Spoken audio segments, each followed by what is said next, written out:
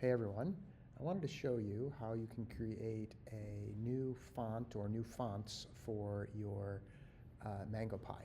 So I've created this website where you can go and the website address is this address right here, pinks.stanford.edu/monofonts, and it's PINCS. And if you go there, you will be given this page, and you can choose from a number of different fonts. Some of the fonts are all monospaced and similar in that sense to the Apple II font that you're given, and for our regular font. And you can check, I happen to like this one for instance. You can choose one and then you can click create font code, and what it will do is it will create the actual C code for the font for you that you can use as another font. One thing, if you just want one single font for your Mango Pie, this is the easiest thing to change.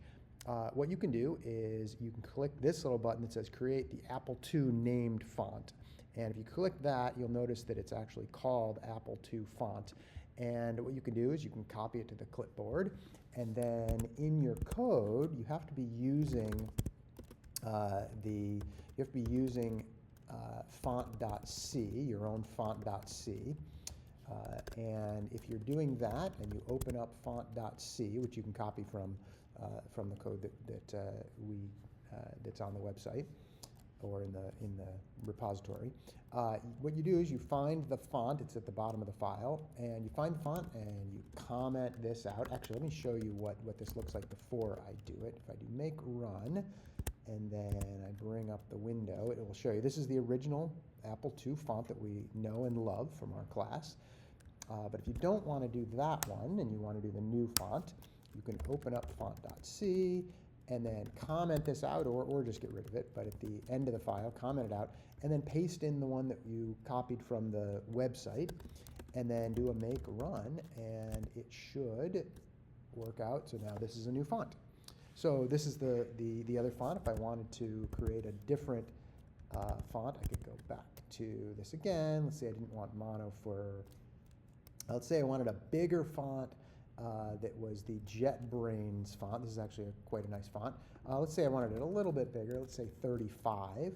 And if I create it as an Apple II font, it will do the same thing, and it will give me an Apple II font. This is going to be bigger, number of, the actual amount of code is bigger, but you can still copy it to the clipboard, and then go back into font.c, and you can go, and in this case I'll just replace what I had before, and it's a little bit bigger, and then make run again should, if I do this correctly, should go and bring up, there we go, there's your new font, and it's bigger, and it looks different than the Apple II font.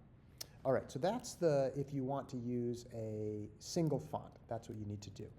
Next I'll move on to what if you want to use multiple fonts in your code. Okay, now I'm going to show you how to use multiple fonts in your programs, which is something you may want to do. So let's first do this. Let me grab a particular font. Let's grab Monofur, and if I create, let's make it, I don't know, 28, size 28, and then create the font. What I don't want to do is click the Create Apple II named font. And what this does is it creates the font, and notice it adds a name in there, so it adds a little bit different there, but I'm going to copy this to the clipboard. And then we're going to have to make some changes to the font.c file, which are a little more in-depth than the changes we had to make before. It's not just a matter of pasting this in there. So let's jump over there. Let's go to C. First thing I am going to do is just paste in my new font, which I just grabbed. And you'll notice, like I said, it has a name field in there, which means we're going to have to change the struct. In fact, it also means that for the Apple II font, we have to change the name. So you're going to say, in this case, name equals, and in this case, let's say we just make it Apple II font as well. So that changes that. And then at the top of the screen where we have at the top of the file where we have the font definition, we're going to have to add const char star name, and that will be another field. The reason I'm adding this is so that in case you're walking through the list of fonts and you want to get the name out, you're going to have the name there. Okay. All right. So there are a couple other things we have to do. So we've made the change to the name. And then because we're going to be changing our font, we actually have to remove this const from the module as well. It can't be const anymore because we need to update it. So so we're going to change that.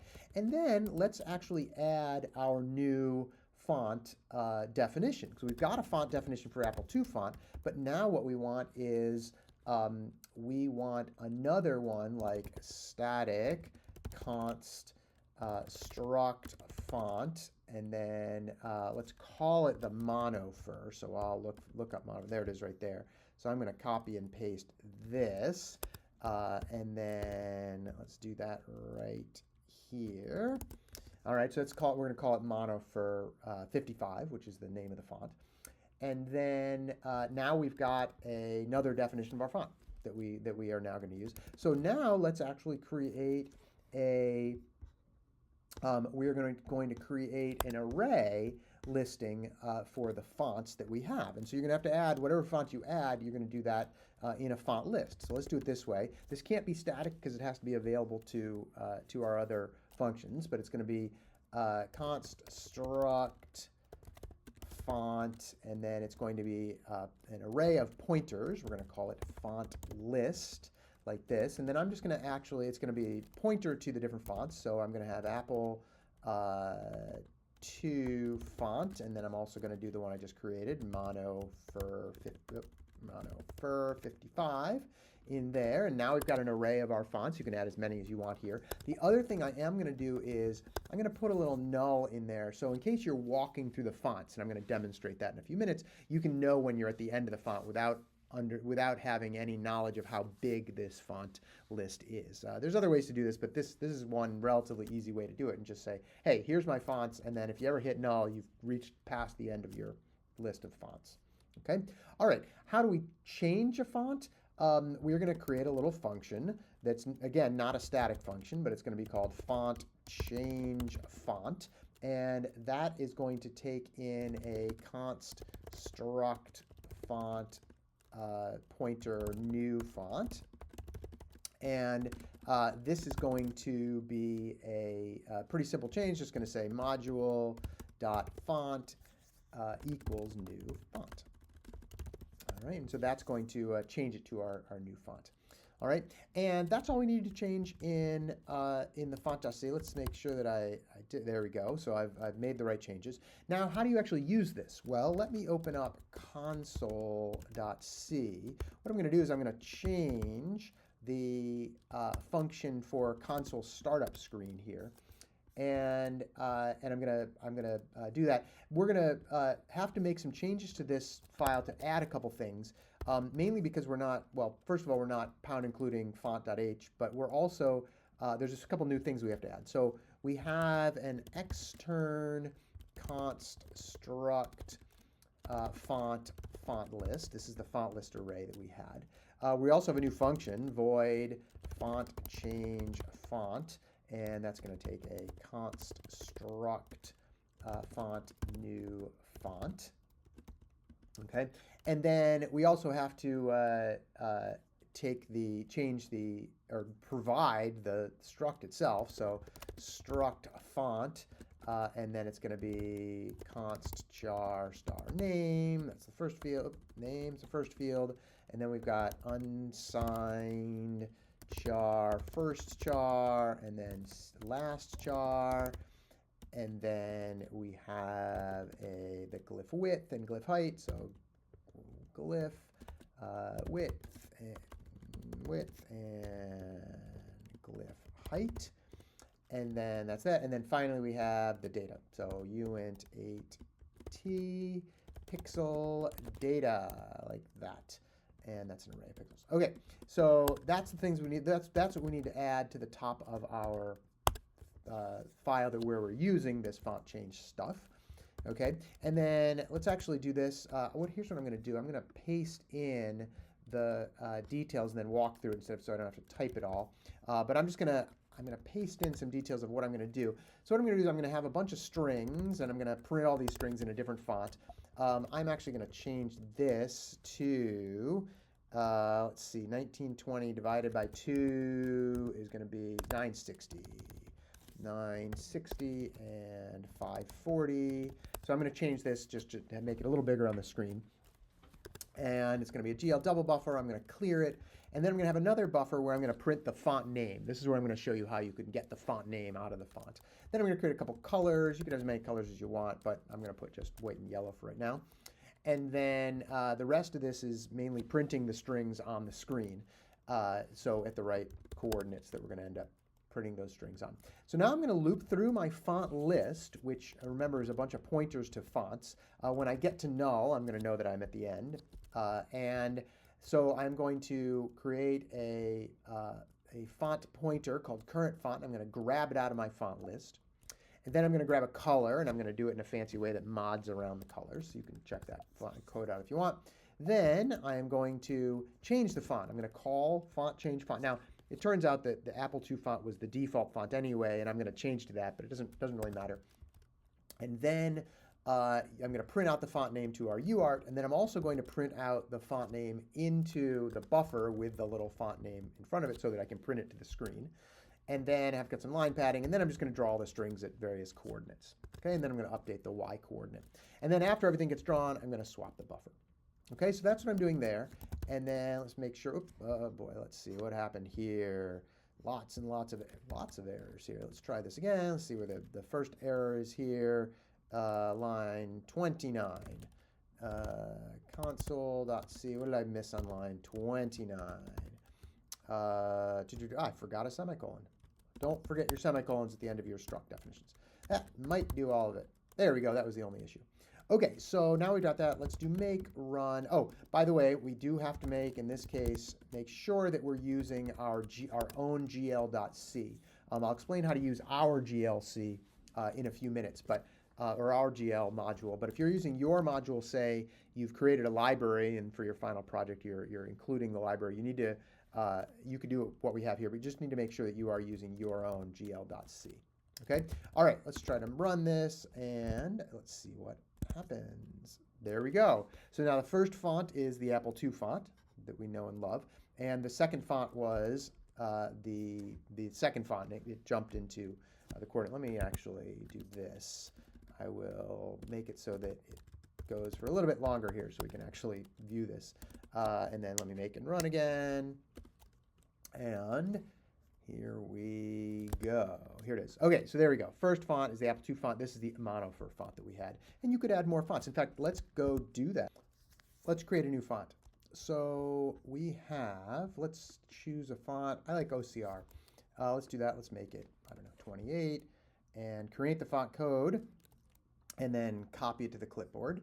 And now all we need to do is open up font.c and paste it in at the end there. So now we've got that. Let's see what it's called. It's called OCRA with a lowercase o. And really all we need to do now is create a new one like this, OCRA, like that. And then we add it here, OCRA, and that's it. And now we can use 3 fonts. So let's make run again, and let's see, maybe I forgot to put, we need to make it a pointer or an address of OCRA. So like that should do it. There we go, make and run. And now we should be able to see, hopefully, 3 fonts, and there you go. So we've got the original Apple II, we've got the monofer, we've got the OCRA font as well. Now, because I'm not changing it over again, when it switches to the console, first of all, you might need to change the size of the console to make sure that the font fits in there. But there we go. So now we've got the same font that we left ourselves with for our actual console. Okay, so last thing I want to quickly show you is what if you do want to not use you want to use our GL.c. Let's say yours doesn't, you don't want to use yours. What do you have to do for that? Well, you have to make a couple more minor changes, and they look like this. In font.c, you need to change. You need to add a function prototype that looks like this. This is going to be a function prototype for our GL module. And it looks like this. It's our GL module actually caches characters, and if they're in the wrong font, then they don't end up cached, and that doesn't work so well. So what we want to do is we want to say void GL clear glyph cache is what it is. This is a function that we happen to have in ours, and it is going to be like this, okay? And then you're going to in your font change font function, you're actually going to call that function. So you're going to say GL clear glyph cache. And this is a function that we have added to an updated version of our GL. So it's a little more complicated. I'll show you what we have to do here. So now you've got that. If you were to just make this right now, you would find an error because that new function GL clear glyph cache doesn't exist. What you can do is you can type the following. You can type, and I'm going to paste it in here so that you can see it, but it's in the documentation. You're going to do this. You're going to do a command that will get our updated libmango module and paste it in the right place in your own CS107E directory. And that, once you run that, it will copy that in. And then when you make it, it should be able to find that function. And then you can do make run, and it should be able to find use the GL module. Let's see if this worked. There it goes.